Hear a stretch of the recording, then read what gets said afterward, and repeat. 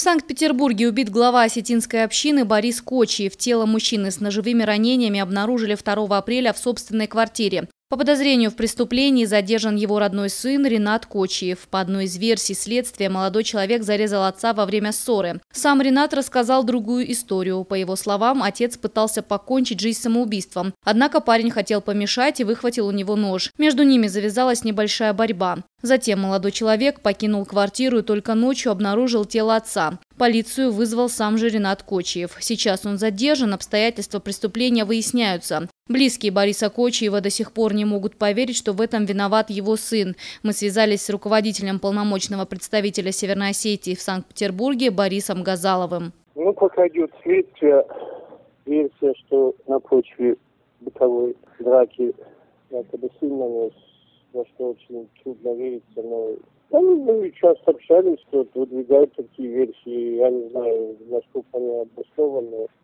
Я его хорошо узнал, я за ним это не знал. В северную столицу Борис Кочиев переехал 40 лет назад, занимался частным предпринимательством.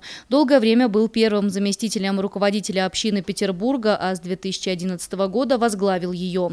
Похоронят Бориса Кочиева в родовом селе в Сунже. Ему было 59 лет.